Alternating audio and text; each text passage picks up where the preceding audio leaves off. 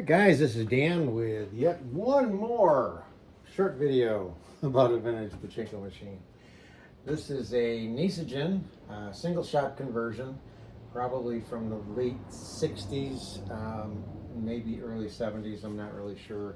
The licensing stickers that were up here are long gone. The only thing I did is I just left the nails that they pierced those stickers with, either that or a staple. I just left those up in there for authenticity, I guess, but the stickers were long gone. So again, I don't know the year. So single shot conversion, what this was a single shot machine where initially where this red piece is, there would be a hole in there, and the players would simply put one ball in, it ran down a ramp, and then they would launch. After some time, they developed this. This is a feed tray system that feeds the balls onto the ramp. It also is a front overflow. So when this, if this has got a lot of balls in it, you can press down on this and it will let them go down.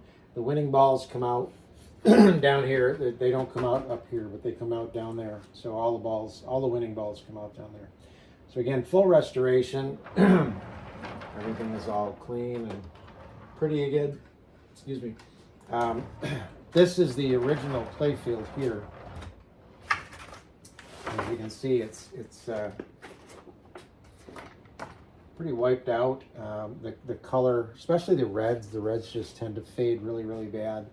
So I wasn't even sure what this looked like initially.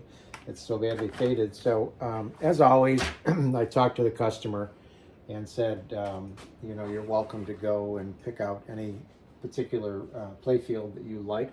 All the playfields are the same size, regardless of manufacturer, for the vintage machines anyway. So this is the one that he picked, Shooting Stars, I believe it's called. Good choice with the different colors to match the different colors of the attractions. So it was a very nice choice. It came out very nice. I like it a lot. Cool. So we're going to swing this kit around. So when you get ready to play with this, you're going to load it up. You know, plug in your 12-volt power supply, plug that into the wall, and you'll notice that the ball out light comes on. That is driven by this leaf switch, and this is down and pressing the two contacts together, which makes the light turn on.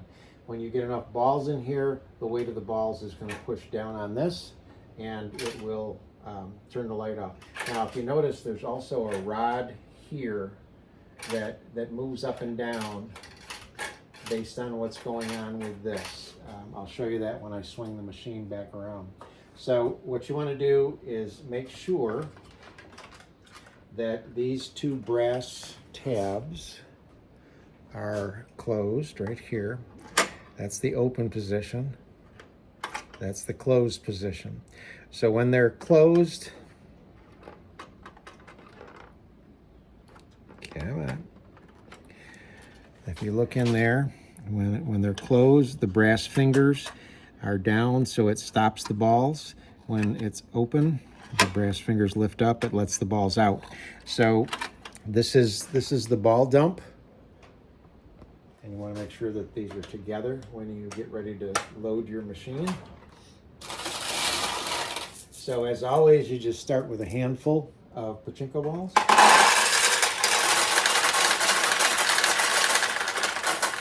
And with the Model A, they will leave the upper hopper, go down the top feed chute into the turnaround, down the vertical chute, into the middle tray, over to the jackpot, and that's where they stop. And that's why you want to make sure that those are closed.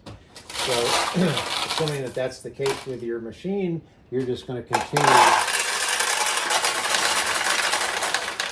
to put balls in here. And what happens is eventually enough balls get into the center tray or the recycling tray, and a weight shift then pushes this up and stops the flow of balls.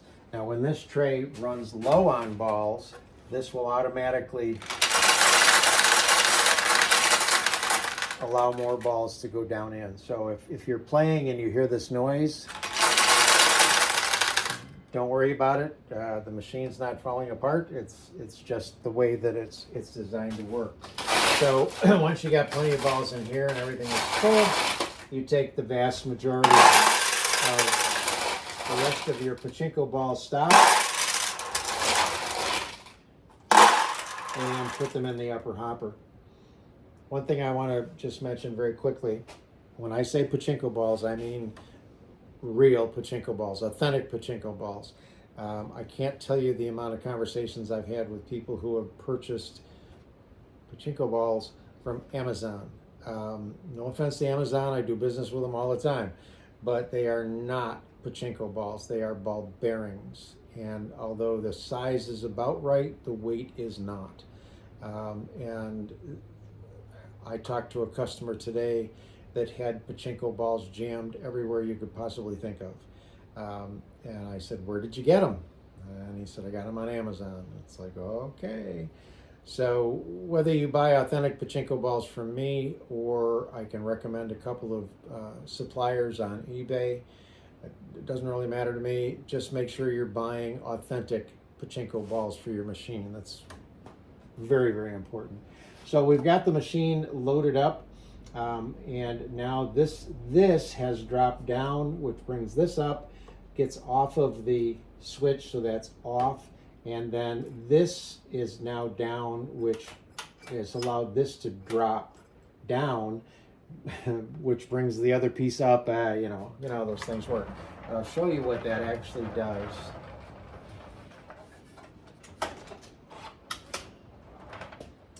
If you look right here, this is what that piece was attached to. So when there's not enough balls, this drops. And if you tried to launch one, the ball would just jam up in here. When there's enough balls, this lifts up out of the way and allows the ball to launch, okay? So we've got a situation in here that I'll talk about in just a minute. And you can see the way that this works, the interfaces with the ball handling mechanism. This piece is custom made to fit in here, and then the glass sits on top of it. You can also see the jackpot balls ready to pay out in there. Okay, so all right. So because this obviously is a tray feed now, we can put a bunch of balls in the tray.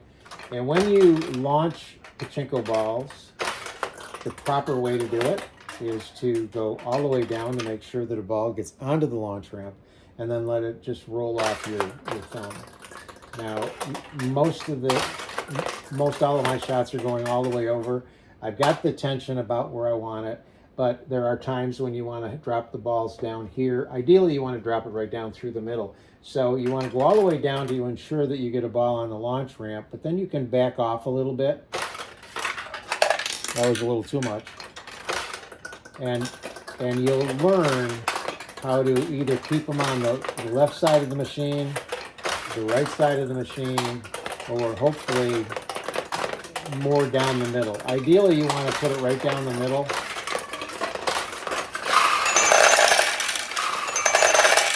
So we got two payouts that time. The one ball went in here, and internally it came over and opened up the tulip, and then the next win went down into the tulip. So that's why I paid out 2 times.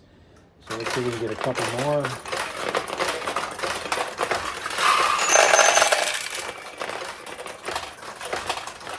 Good, ran out of balls.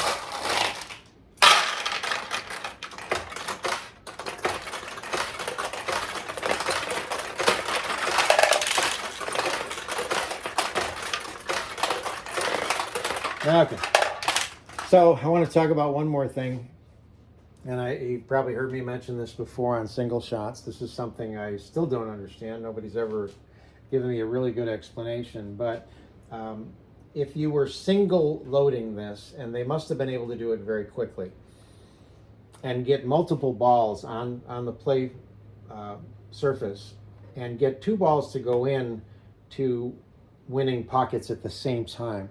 What most of the single shots did is they accepted the first ball and paid out. The second ball was put into a holding chamber, and in this case, this is the holding chamber that I'm speaking of up here, and you can see there's a couple of balls in there.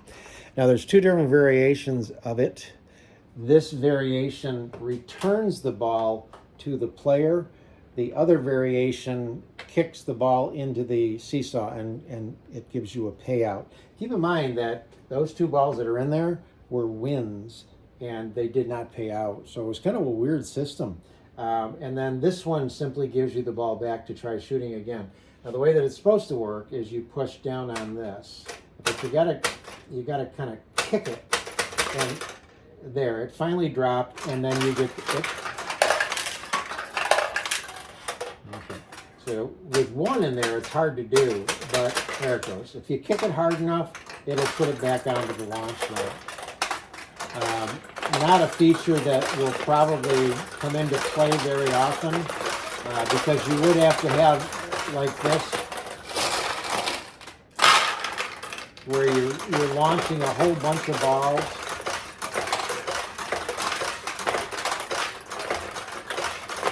And even trying to launch them quickly, I don't. Getting 2 wins at the exact same time, got to be slim to none. So you probably will never ever see that feature actually function. But this is the Nishijin Model A single shot conversion with the front overflow. Hope you like it.